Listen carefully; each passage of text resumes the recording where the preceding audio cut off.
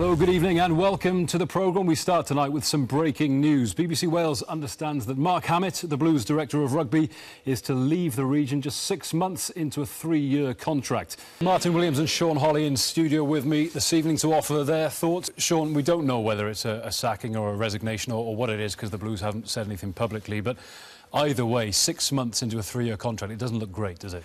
No, it doesn't, and 3-year contract is quite a long tenure in modern professional rugby, and 6 months it doesn't look good, whatever the reason. But a lot of people don't realise that modern professional coaching is harder than you think. It's harder than it looks. There's a lot of time spent, there's a lot of travel, particularly in this Celtic League and Europe. Martyn and I have been involved in it, and it's time away from family if you are a family man. So that, coupled with obviously the stress of the lack of results, may have added to what is potentially going to be this decision. And that Anscombe last-minute change, Sean, how disruptive are last-minute changes like that? Well, I watched the game last week against Munster. Patchell played at 10. He was rusty, if I'm honest, and he'll be looking forward to getting back on the horse tonight at 10, given this chance. And it looks like a more abrasive pack to me than last week. And as Martyn said, they need this win. They need to get back on board, and it's been a disappointing season.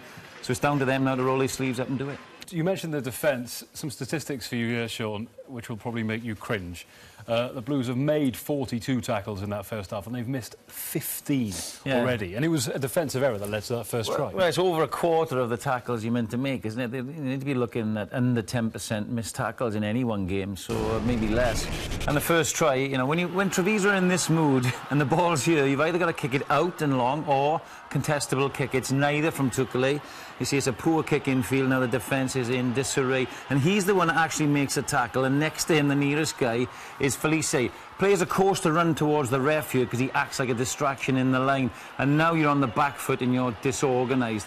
And when you look at here, they go straight between. There's a jump out of the line between a flanker and a second row, and he's easily through. It's a good finish, and one thing Treviso are good at when they get a sniff is, finishing, and Lomano's a big man to stop in the corner.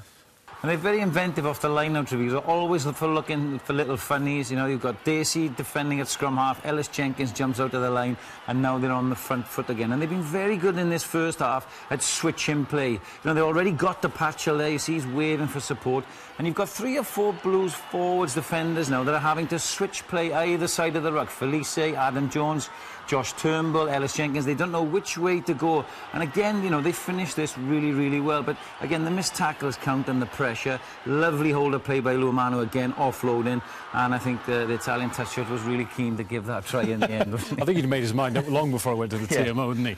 Nice pick-up from Navidi as well, around his ankles there, Sean. And it looked as though it was going to be 22-17 at half-time, and then anyone's game. I guess you can almost start from scratch second half. And then Jaden Hayward, who you guys have been purring about in that first half, a great individual performance from him and a brilliantly taken try, although again defensive errors contributing. Yeah, well, it's Tom Isaacs here. He's rusty in terms of game time. He over chases, go underneath, but it's a great finish. He's been fantastic. He's looked very dangerous in open play.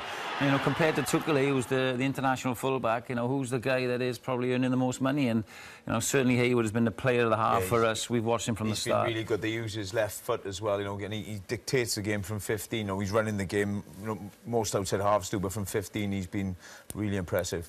Sean, question for you. 3 of our players have gone back to their French clubs this weekend, all of whom have been picked and are featuring for Racing Metro against Clermont. They're playing each other, actually. Jonathan Davis' team against Luke Charters and Mike Phillips' team. If you're Warren Gatland, I guess you're just crossing your fingers that no injuries befall any of those 3. Yeah, it is a worry, but that's the risk of playing outside of Wales, isn't it? And I think for some of those, it isn't such a bad thing because they've lacked some game time. Jonathan had an injury, Luke Charters has been a lot on the bench, so it's not such a bad thing. Mike Phillips too, and it's just the fingers crossed about injury, obviously, these physical games. Maybe it's a French conspiracy, I don't know. What do you think, Sean? What is being said or what has been said in the dressing room? Well, I think how they started the game, the Blues, is how Mark Hammet will want to play the second half. Tighten it up, be very direct. When it's loose, and as I said, Treviso are in this mood, there's only one winner, isn't there, as we've seen at the moment. And if they can get Treviso a little bit ill-disciplined by being direct and holding on to the ball, they can take some 3, 6, 9 points, score another try, they're back in this game, and they're still quite close with it. It's whether they can do that is the thing. That's the key. They need to be patient as well. There's a lot 40 minutes to go. They can't go out and just, throw everything about and chase the game from this early.